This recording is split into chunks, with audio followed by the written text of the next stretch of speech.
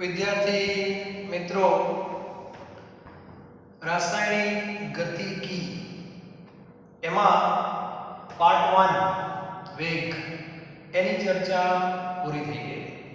દાખલા પણ આપણે ઉદાહરણના જોઈ લીધા છે.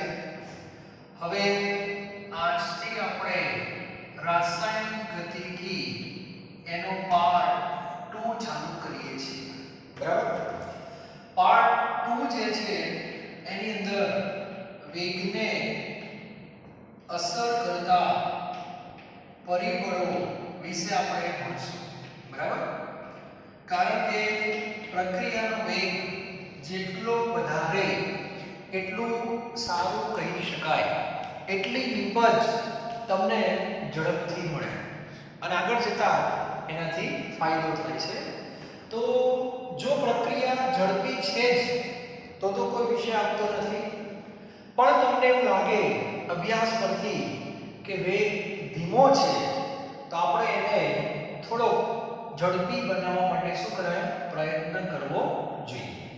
80% સારા છે તો 81% લાવવા માટે શું કરવું જોઈએ? 90% પણ સારા છે, 91 લાવવા માટે શું કરવું જોઈએ? તો અભ્યાસને અસર કરતા જે પરિબળો હોય એવી જ રીતે વેગને અસર કરતા પણ પરિબળો છે. એમાંથી આપણી જે પ્રક્રિયા છે એને અનુકૂળ કયું પરિબળ છે, બરાબર, સહેલાઈથી એનો આપણે ઉપયોગ કરી શકીએ, આ બધાનો એક આખો અભ્યાસ છે અને એ પ્રમાણે એ પરિબળ આપણે વાપરતા હોઈએ છીએ. તો સૌથી પહેલા આપણને એક લિસ્ટ હોવું જોઈએ કે કયા કયા પરિબળો વેગને અસર કરી શકે છે. તેમાં સૌથી પહેલું જે પરિબળ છે એને પદાર્થની અવસ્થા કહેવામાં આવે છે. પદાર્થની અવસ્થા. બીજું જે પરિબળ છે એને પ્રક્રિયકની સાંદ્રતા કહેવાય. સાંદ્રતા કોની? પ્રક્રિયકની. યાદ રાખજો. ત્યારબાદ તાપમાન. તાપમાન આવે છે પાછળ દબાણ. અને પાંચમું પરિબળ જૂનું અને જાણીતું જે આપણા લોહીની અંદર વર્ષોથી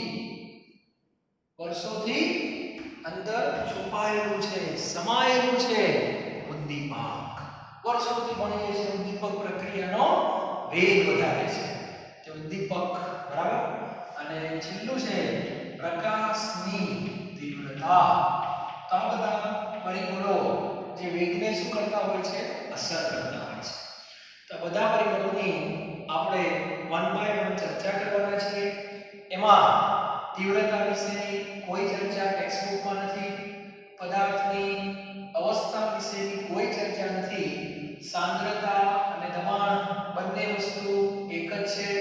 વાયુ સ્વરૂપમાં ઘટકો હોય તો સાંદ્રતાની જગ્યાએ દબાણ લેવું હિતાવહ છે. એટલે આ બંને તમારા માટે એક જ છે. તો આપણે આ બધા પરિબળો ક્રમશઃ જોવાના છે. પહેલા આપણે સાંદ્રતા જોઈશું, પછી આપણે તાપમાન જોઈશું અને છેલ્લે શું જોઈશું? ઉદ્દીપક. અને એમ કરતા આપણું જે ચેપ્ટર છે એ પૂરું થઈ જશે. બરાબર? અવસ્થાની જો વાત કરીએ, બુકમાં આપી નથી, છતાં હું તમને એક સામાન્ય ઉદાહરણ આપું. અવસ્થા એટલે ઘન, પ્રવાહી અને વાયુ. એમાં સારામાં સારું ઉદાહરણ જો આપણું હોય તો દહનનું છે.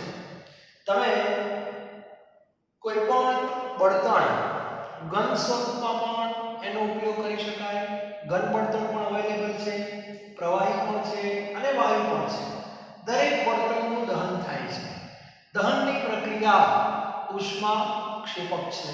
એમાંથી તમને ઊર્જા મળે છે. બરાબર?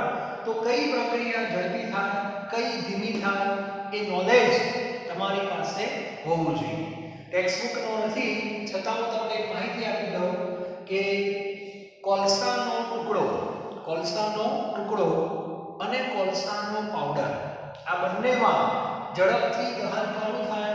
પાવડરનું થાય.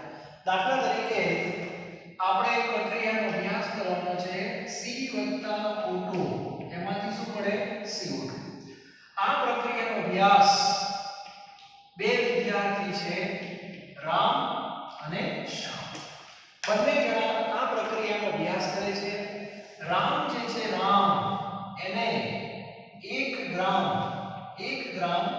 કાર્બનનો શું લીધો ટુકડો લીધો અને શ્યામ જે છે શ્યામ એને 1 ગ્રામ કાર્બનનો પાવડર લીધો. હવે પ્રક્રિયા કઈ રીતે થશે ઝડપી હો.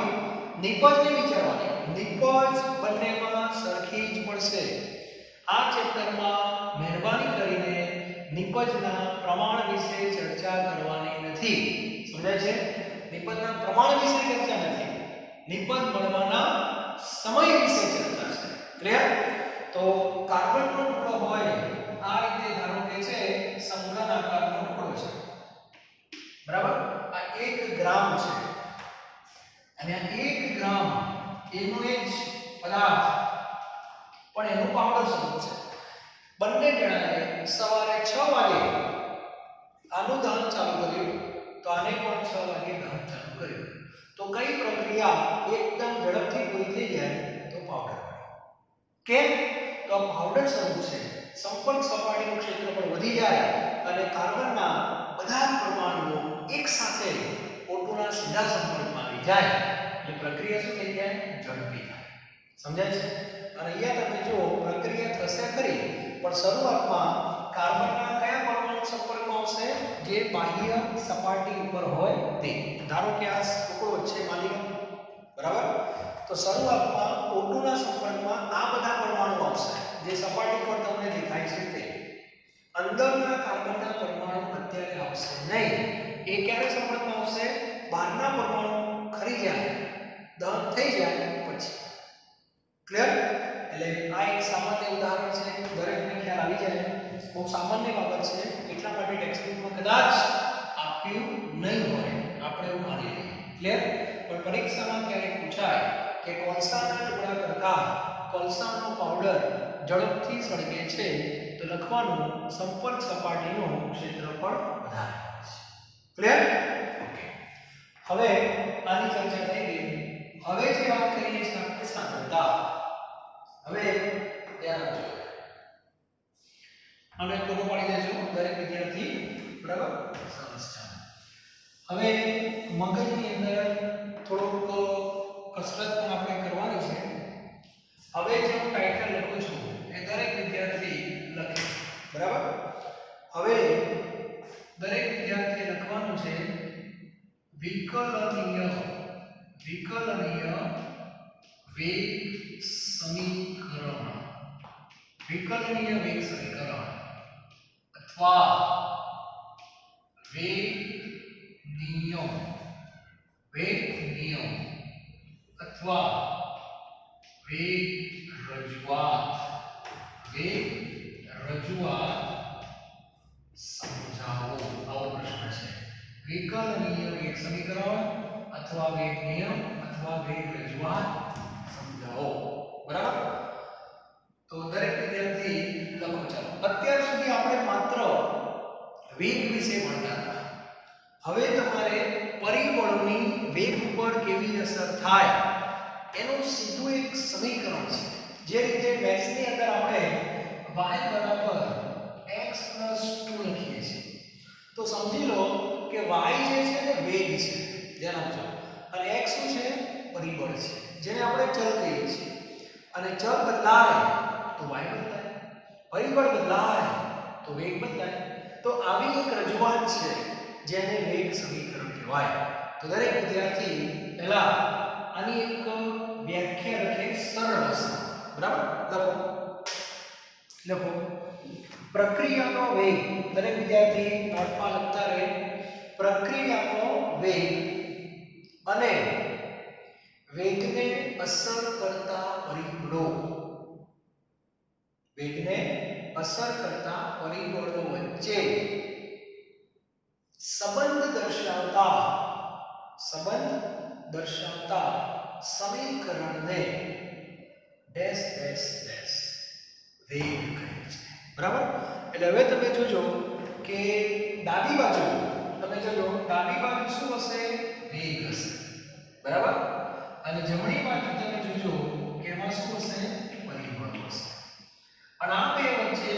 જે સંબંધ છે એ સંબંધ તમારી સામે આવશે એને કહેવાય વેગ સમીકરણ. ટૂંકમાં વેગ સમીકરણ આપણે બોલે છે. તો અત્યાર સુધી તમે માત્ર વેગ વેગ વેગ વેગ જ ભણતા હતા. પ્રક્રિયકના સંદર્ભમાં લખાય, નિપજના સંદર્ભમાં લખાય, માઇનસ પ્લસ ગુણાંકોને ધ્યાનમાં લેવાને બધું બરાબર છે. એ બધું હવે ડાબી બાજુ આવશે અને જમણી બાજુ તમે જોજો તો આ બધા શું આવશે? પરિબળો આવશે. અને એમાંથી સૌથી અગત્યનું જે પરિબળ છે આ આવશે. કયું? પ્રક્રિયકોની સાંદ્રતા. હવે લખો બીજો પોઈન્ટ.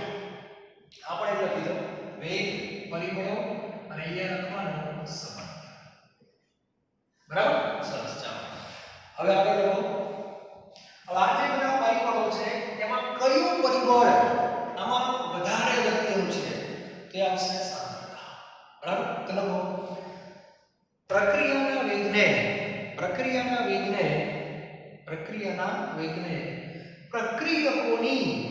પ્રક્રિયકોની સાંદ્રતાના એક કામ કરો, કાઢી નાખો. ફરી લખો વેગ સમીકરણમાં અથવા વેગ સમીકરણ એ એવું લખો. વેગ સમીકરણ એ પ્રક્રિયાના વેગને પ્રક્રિયકની સાંદ્રતાના અનુસંધાનમાં દર્શાવતું સમીકરણ કહી શકાય છે. વેગ સમીકરણ પ્રક્રિયાના વેગને પ્રક્રિયકની સાંદ્રતાના અનુસંધાનમાં દર્શાવતું સમીકરણ કહી શકાય છે.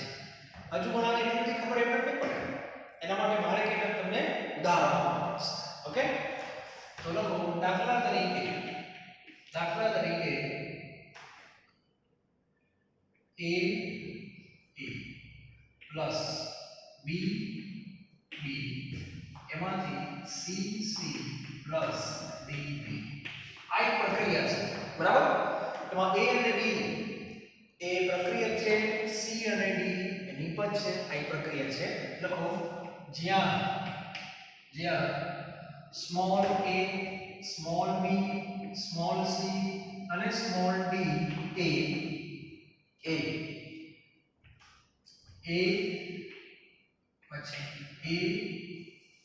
અનુક્રમે a, b, c અને d ના તત્વ યોગી ગુણાંકો છે. શું છે? તત્વ યોગી ગુણાંકો છે. એ બધાને ખબર છે. ચાલો હવે ધ્યાન આપજો. હવે આ જે પ્રક્રિયા છે એનો વેગ કેટલી રીતે લખી શકાય? વેગ બોલું છું ખાલી. વેગ કેટલી રીતે લખી શકાય? 4 રીતે લખી શકાય. બરાબર છે? લખો ઉપરોક્ત પ્રક્રિયાનો વેગ, ખાલી વેગ કહું છું, ઉપરોક્ત પ્રક્રિયાનો વેગ 4 રીતે લખી શકાય છે. બરાબર? જેમ કે વેગ બરાબર માઈનસ 1/a dA/dt બરાબર minus 1/b dB/dt is equal to plus 1/c dC/dt is equal to plus 1/d dt/dt. Clear? અત્યાર સુધી આ બધું આપણે ભણેલા છે. બરાબર? અહીં સુધી કોઈને તકલીફ નથી. બરાબર? હવે આપણે જે લખવાનું છે વેગ સમીકરણ. બરાબર? તો હવે વેગ સમીકરણ નીચે પ્રમાણે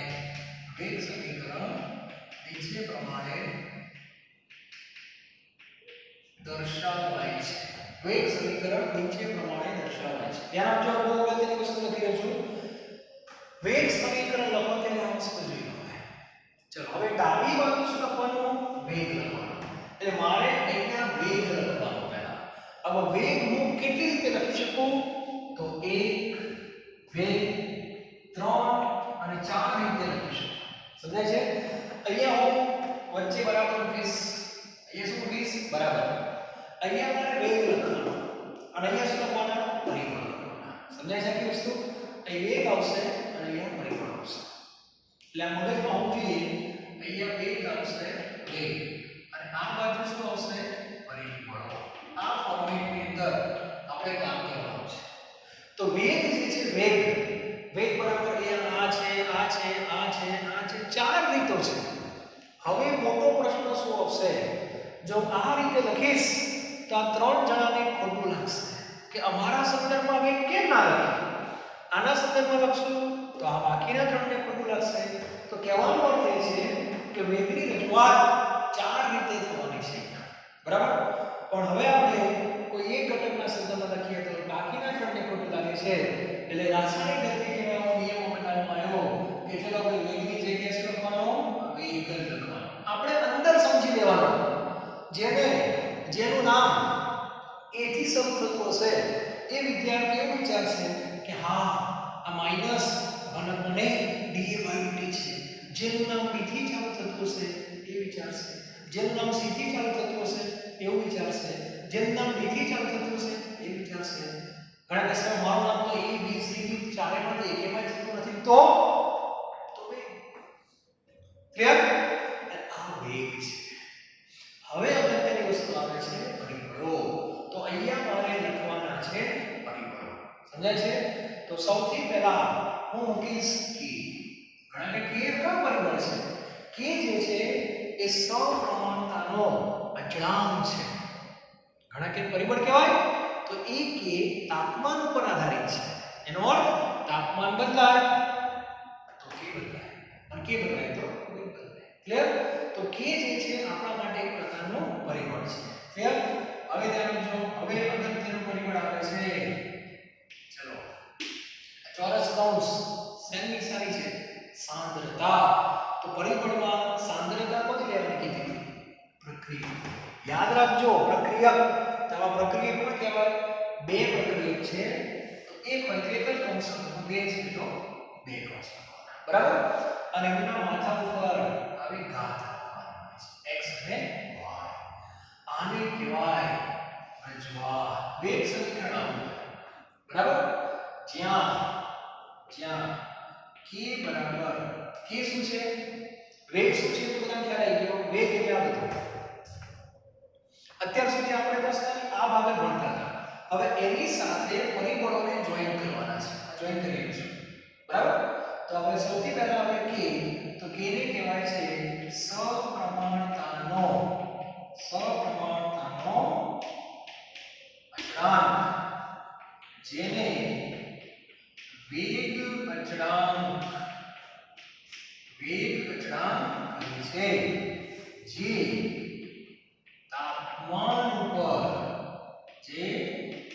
તાપમાન ઉપર આધારિત છે એનો સીધો અર્થ એવો થયો કે તમે કે લખો છો એટલે એક પરિબળ આમાં આવી ગયો કયું તાપમાન હવે મગજમાં ફિક્સ કરી બરાબર ચલો આ a અને b શું છે તો બધાને ખ્યાલ જ છે a અને b એ શું છે તો a અને b ની સાંદ્રતા બધાને ખબર હોવી જોઈએ પ્રક્રિયાઓની સાંદ્રતા આવે આ સીધી જો કે આવતું નથી ઘણા કે x અને y શું છે આ એક નવો શબ્દ તમારો x એટલે x બરાબર a ની સાપેક્ષમાં પ્રક્રિયા ક્રમ અને y b ની સાપેક્ષમાં પ્રક્રિયા ક્રમ એટલે માથા ઉપર જે લખ્યું છે એને પ્રક્રિયાનો ક્રમ કહેવાય જેના માથા ઉપર હોય ને એની સાપેક્ષમાં કહેવાય બરાબર એટલે આ a ના માથા ઉપર છે તો a ની સાપેક્ષમાં કહેવાય b ના માથા ઉપર છે તો b ની સાપેક્ષમાં બરાબર હવે આને શું કહેવાય a નો તત્વયોગી ગુણાંક અને આને શું કહેવાય a ની સાપેક્ષમાં પ્રક્રિયાનો ક્રમ કહેવાય બરાબર છે ધ્યાન આપજો હવે એક સરસ વાક્ય લખો અહીં જે તે પ્રક્રિયકના તત્વયોગી ગુણાંક અને પ્રક્રિયાનો ક્રમ અને પ્રક્રિયાનો ક્રમ સમાન અથવા અસમાન હોઈ શકે છે. સમાન અથવા અસમાન હોઈ શકે છે. કહેવાનો અર્થ શું છે? તત્વયોગી ગુણાંક પ્રક્રિયાની વાત કરું છું, નિબંધની વાત નથી કરતો. કારણ કે ક્રમ પ્રક્રિયકનો જ હોય તો ગુણાંક પણ શું લઈશ? પ્રક્રિયકનો લઈશ. પ્રક્રિયકોના ગુણાંક અને ક્રમ ક્યારેક સરખા હોય, ક્યારેક ન પણ હોય. બરાબર છે? એટલે એવું ના વિચારતા કે અહીંયા બે છે તો અહીંયા બે છે, એવું નથી. આ માથા ઉપર જે ઘાત છે એ પ્રક્રિયાનો ક્રમ કહેવાય, જે પ્રયોગ પરથી મળે છે. એક વાક્ય લખો. પ્રક્રિયાનો ક્રમ હંમેશા પ્રયોગ પરથી મળે છે. પ્રક્રિયાનો ક્રમ હંમેશા પ્રયોગ પરથી મળે છે. બરાબર? પછી લખો અહીં x + y = n બરાબર પ્રક્રિયાનો કુલ ક્રમ. આવું લખી નાખો. x + y = n પ્રક્રિયાનો કુલ ક્રમ. એટલે ક્રમ શું છે એ તો હું અલગથી કહીશ. અત્યારે આટલું યાદ રાખો, વેગ સમીકરણ દેખાવમાં કેવું હોય તો વેગ સમીકરણ દેખાવમાં આવું હશે. અને આના કેટલાક ઉદાહરણો આપણે જોઈએ છીએ. બરાબર? આ એક ખાલી સમજવા તમને કે પહેલા તો વેગ સમીકરણ શું છે એનો બેઝિક આઈડિયા તમને આપ્યો કે વેગ અને પરિબળો વચ્ચેનો સંબંધ. ડાબી બાજુ વેગ લખવાનું, જમણી બાજુ પરિબળ લખવાનું. સાંકેતિક ભાષામાં એને જે તે પ્રક્રિયાનું વેગ સમીકરણ કહેવાય. એના માટે આપણે ખાલી એક કાલ્પનિક પ્રક્રિયા લીધી. ઓકે, આ રીતે વ્યવસ્થિત. એમાં સ્મોલ a સ્મોલ b શું છે બધું ખબર છે તમને. પછી પહેલી વાત આપણે વેગ, તો વેગ વિશે આપણે પાર્ટ 1 માં ભણી ગયા કે આ પ્રક્રિયાનો વેગ ચાર રીતે લખાય. આ અથવા આ અથવા આ અથવા છે, વચ્ચે સરવાળો નથી હો, ધ્યાન રાખજો. આ રીતે લખી શકાય. બરાબર? પછી આપણે વેગ સમીકરણની વાત કરવાની. તો ડાબી બાજુ વેગ આવે, જમણી બાજુ પરિબળ આવે. બરાબર? વેગ આપણે ચાર રીતે લખી શકીએ. એકના સાપેક્ષમાં લખશું તો બાકીના ત્રણને ખોટું લાગે, એટલે આપણે શબ્દ વાપરવાનો ખાલી વેગ જ. પણ મનમાં વિચારવાનું કે આ વેગ શું છે. ક્લિયર? ચાલો.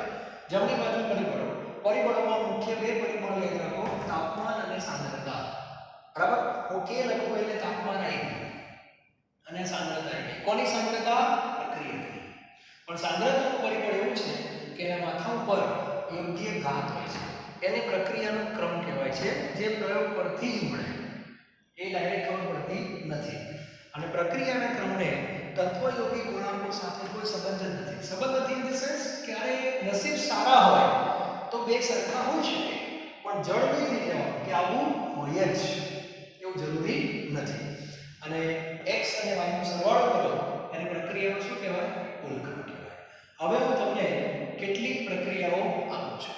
બરાબર? જેના ઉદાહરણો તમારે જોવાના. અમુક એવા પણ હશે કે જેમાં ક્રમ અને શું કહેવાય ગુણાંક બધા સરખા હોય, ઘણા સરખા ન પણ હોય. બરાબર? તો અહીંયા હું કેટલા ઉદાહરણો આપું છું, વાસ્તવિક ઉદાહરણ. બરાબર? નંબર 1 પહેલી પ્રક્રિયા છે H2 + I2 = 2H. બરાબર? આનું વેગ સમીકરણ કેવું હોય તો સિસ્ટમ આ છે. સૌથી પહેલા વેગ. તો આ પ્રક્રિયાનો વેગ કેટલી રીતે લખાય? વેગ કહું છું, વેગ ત્રણ રીતે લખાય. આના સંદર્ભમાં લખવું હોય તો શું લખવાનું? -dH2/dt અથવા આના સંદર્ભમાં લખવું હોય તો -dI2/dt અથવા પેલાના સંદર્ભમાં લખવું હોય તો +1/2dH/dt. આ બધાને શું કહેવાય? વેગ જ કહેવાય. વચ્ચે શું મૂકવાનું હોય? બરાબર. હવે આ લખો, આ લખો, આ લખો, બધાને કેવું કોમ્પ્લિકેટેડ લાગે છે. આ બધામાં નાટકમાં ન પડવું હોય તો બધું કાઢી નાખવાનું. બરાબર? અને ખાલી શું લખવાનું? વેગ. બસ. એટલે જેનું નામ x થી ચાલુ થાય એ આ યાદ રાખે, આઈ વાળો યાદ રાખે, પેલું યાદ રાખે. ક્લિયર? ઓકે, ચલો હવે વેગ. પહેલું શું લખવાનું? પહેલાનું બરાબર. ચલો કે તો આવે છે ફિક્સ. તો પ્રક્રિયા કોણ છે? બે છે h2 અને i2 કૌંસમાં લખવાના h2 અને i2 માથા ઉપર x અને y. હવે આ પ્રક્રિયાનો પ્રયોગશાળામાં અભ્યાસ થયેલો છે અને અભ્યાસ ઉપરથી એવું માલુમ પડેલું છે કે આ પ્રક્રિયામાં પ્રક્રિયકોના તત્વયોગી ગુણાંક અને ક્રમ બંને સરખા આવે છે. તેમાં હું કે તમે કંઈ ના કરી શકીએ. તો h2 નો ગુણાંક કેટલો 1, તેની સાપેક્ષમાં ક્રમ પણ 1 જ આવે છે. અહીંયા પણ 1 જ આવે છે. બોલો દીકરો, આને કહેવાય વેગ સમીકરણ. ઘણા કે અમને કેવી ખબર પડે? યાદ રાખવાનું. તમારે હવે યાદ રાખવાનું કે આ પ્રક્રિયાનો વેગ સમીકરણ તો આ થાય. પૂરું. તો આવા તમે ઘણા બધા ઉદાહરણો લખી શકો છો. બરાબર? બીજા કેટલાક તમને બતાવો. તો બીજા કેટલાક ઉદાહરણો છે એ પણ તમે લખી શકો. બીજી પ્રક્રિયા લખો 2NO O2 એમાંથી 2NO2. બરાબર છે? આનો વેગ 3 રીતે લખાય. 1 2 3. અત્યારે શું લખવાનું? ખાલી વેગ. પછી દાખલામાં જેની જરૂરિયાત એ પ્રમાણે ઉપયોગ કરવાનો. એ પછીનો વિષય છે. બરાબર? વેગ બરાબર k. પ્રક્રિયા કેટલા? 2. અહીંયા શું આવશે? NO. અહીંયા શું આવશે? O2. અહીંયા x અને અહીંયા y. પહેલા લખી નાખવાનું. પછી પ્રયોગ થાય. અને પ્રયોગ ઉપરથી x અને y મળે. તો પ્રયોગ પરથી ખબર પડે કે x બરાબર 2 મળ્યા અને y બરાબર 1 મળ્યો. એનો અર્થ કે આ કેસમાં પણ તત્વયોગી ગુણાંક અને ક્રમ બંને સરખા આવે છે. ચાલો ત્રીજી પ્રક્રિયા. ત્રીજી પ્રક્રિયા લખું છું CHCl3. ઘણી બધી પ્રક્રિયાઓ જે ટેક્સ્ટબુકમાં છે એ તો તમને આવડવી જ જોઈએ. CHCl3 પ્લસ Cl2 એમાંથી CCl4 પ્લસ HCl આ એક પ્રક્રિયા છે. બરાબર? તો આનો જે વેગ છે એ 4 રીતે લખાય. અત્યારે લખીશું વેગ બરાબર CHCl3 Cl2 x અને y. પછી આનો શું થયો? પ્રયોગ. તો પ્રયોગમાં રિઝલ્ટ આવું મળ્યું. Cl આના માથા ઉપર એક જ આયા, આના માથા ઉપર આયા 1/2. 1/2 આવે છે. તો આમાં Cl નો ગુણાંક 1 છે, ક્રમ જો 1/2 થઈ છે. ચાલો આવું છે. એટલે ક્યારેક સરખા આવે, ક્યારેક ન પણ આવે. બરાબર છે? તો આપણને ખબર હોવી જોઈએ. તો દરેક વિદ્યાર્થીને જેટલા ઉદાહરણ લખો એટલું તમારા માટે સારું. બરાબર? પછી એક ચોથી પ્રક્રિયા લખું છું number 4. Cl3COO C2H5 ethyl acetate plus H2. આ પ્રક્રિયામાં Cl3COOH પ્લસ Cl3OH એસ્ટરીકરણ કહેવાય ને. આનું એક સમીકરણ આવું મળે છે. વેગ બરાબર k CH3COO C2H5 H2O x અને y. બરાબર? પહેલા લખી નાખો, પછી પ્રયોગ થાય. પ્રયોગ પરથી x બરાબર 1 મળ્યા. એટલે ગુણાંક કેટલો? 1. તો આપણને 1 જ. અને y કેટલા મળ્યા? 0. આવું પણ થઈ શકે. બરાબર? એટલે આ તો આપણા હાથની વાત નથી. પ્રયોગ ઉપરથી પરિણામ મળે.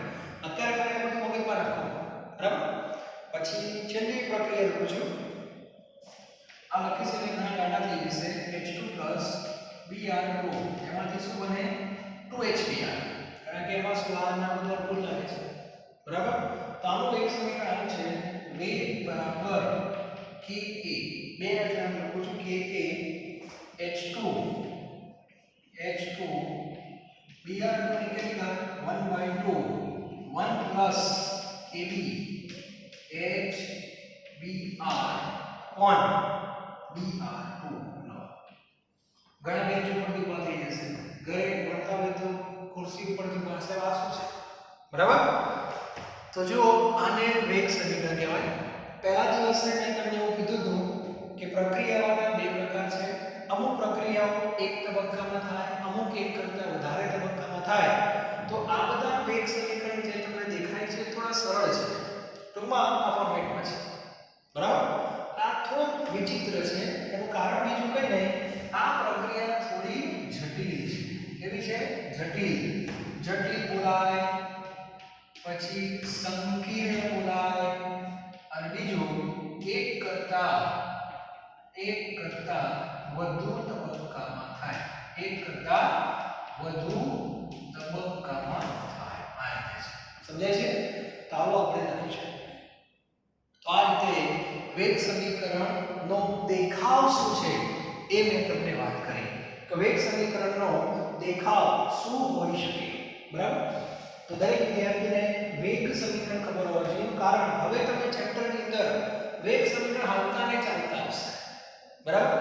તો આ બધા જે પરિબળો છે એ સામૂહિક રીતે વેગની સાથે જોઈન્ટ થશે સમીકરણની ભાષામાં, સૂત્રની ભાષામાં, અને એના ઉપરથી આપણને ખ્યાલ આવશે કે સાંદ્રતા બદલીએ તો આવું થાય, તાપમાન બદલીએ તો આવું થાય. એ બધું હવે તમને ખ્યાલ આવશે. પણ એનો સંબંધ દર્શાવતું શું હોવું જોઈએ? સમીકરણ તો હોવું જોઈએ ને કે x આટલા લઈએ તો y આટલા થાય, x આટલા કરીએ તો y આટલા થાય. પણ એના માટે x અને y ને જોડતું સમીકરણ હોવું જોઈએ. તો આ જે છે બીજું કંઈ નથી, માત્ર એક સમીકરણ છે જેમાં ડાબી બાજુ વેગ હોય, જમણી બાજુ પરિબળ હોય, વચ્ચે બરાબર હોય. આ બરાબર શું ક્યાંથી આવ્યું? પહેલા આમ હતું, વેગ ચલે છે, પણ ચલે છે કાઢે બરાબર આવે, બરાબર એને સપ્રમાણતાનો અચળાંક આવે અને k કહેવાય. ક્લિયર? આજના લેક્ચરમાં વેગ સમીકરણની આપણે રજૂઆત કરી. ઓકે, નેક્સ્ટ લેક્ચર જે આપણે ભણશું એમાં આની અંદર જે નવા પદો તમને લાગ્યા, ખાસ કરીને એક નવું પદ લાગે કયું? k. તમારા માટે એના વિશે થોડું ભણશું આપણે. બીજું આ x અને y તમને લાગે જેને પ્રક્રિયાનો ક્રમ કહેવાય, તો એના વિશે થોડું અલગથી ભણશું આપણે. ક્રમ વિશે અને k વિશે. ક્રમ તમે જુઓ તો 2 એટલે પૂર્ણાંક સંખ્યા, 1/2 એટલે અપૂર્ણાંક સંખ્યા, શૂન્ય પણ હોઈ શકે. શું વાત છે? આવું બધું છે, આને ક્રમ કહેવાય. અને કોઈથી તત્વયોગી પૂર્ણાંક જોઈ શૂન્ય ના, એટલે આવું બધું છે.